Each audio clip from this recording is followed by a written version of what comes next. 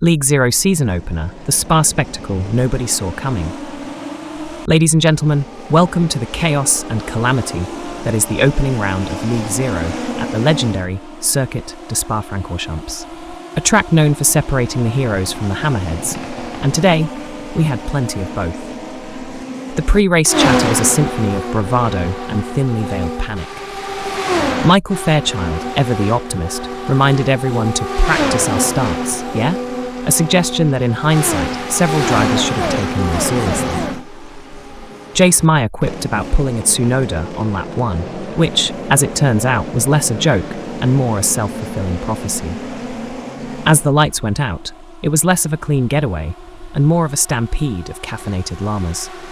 Adam Merchant and Richard Lai traded paint and expletives as they vied for P1, swapping the lead as if it were a hot potato nobody wanted. Elliot Corti decided to join the fray, overtaking anything with a pulse, including, I suspect, a few startled track marshals. Meanwhile, in the midfield, chaos reigned supreme. Jerome Barber ran into trouble in Sector 1, a polite way of saying he explored Spa's scenic gravel traps. Not to be outdone, Eric Guillory thought he'd spice things up by introducing himself to the barriers in Sector 2. Twice, social media was ablaze with Christian Gritzko's sage advice from earlier: race like you have to pay for the damage on the car. Perhaps Eric missed that memo. Amidst the carnage, Antonio Bianchi was carving his way through the pack with the finesse of a surgeon and the aggression of a hungry hyena. He muscled past Cameron Dance for P4, prompting spectators to wonder if there was some sort of jet engine hidden in that car. On Twitter, Petrolhead77 mused, "Is Bianchi racing or flying? Someone check for wings on that thing." Lap after lap, the battles intensified. Richard Lai, clearly in a charitable mood, decided to sample every position in the top 10. After a brief and tumultuous stint at the front, he found himself tumbling down the order faster than a lead balloon in a vacuum. His antics didn't go unnoticed, with fans commenting, "Ellie's racing is like my Wi-Fi signal. Strong 1 minute, gone the next." But let's talk about the man of the hour, Raymond Aguilar. Quietly avoiding the drama, he navigated the treacherous waters with the calmness of a monk in meditation. By the time the dust settled, there he was, crossing the line in P1, while the others were still figuring out which way was up. A flawless performance that left commentators and competitors alike nodding in reluctant admiration. As the race reached its climax, penalties were handed out like candy at a parade.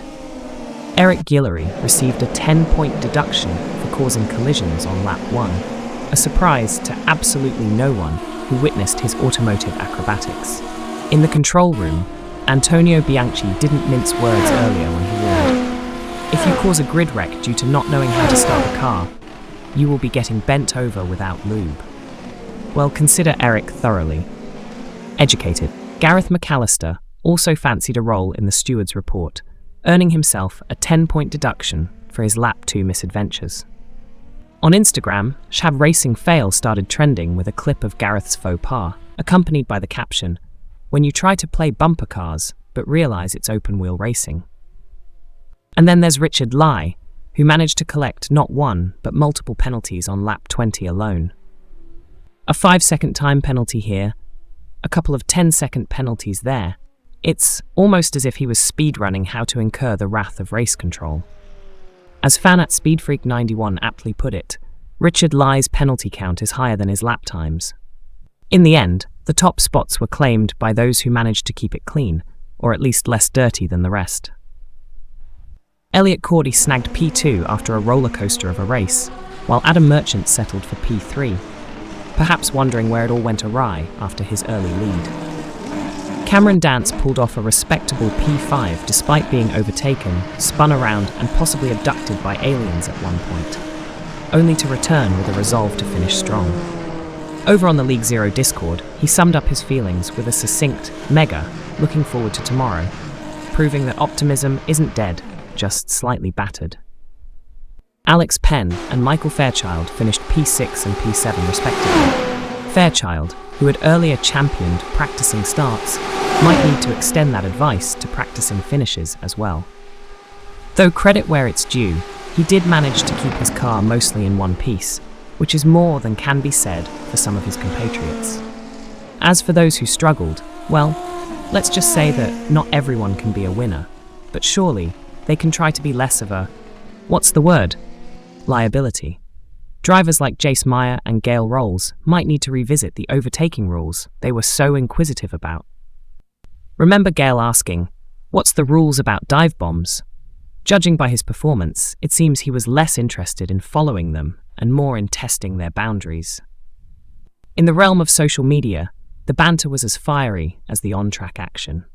Norman King claimed victory in a 24-hour Le Mans race no one seems to remember, to which Antonio Bianchi retorted, "A series that no longer exists and had low car counts." Savage.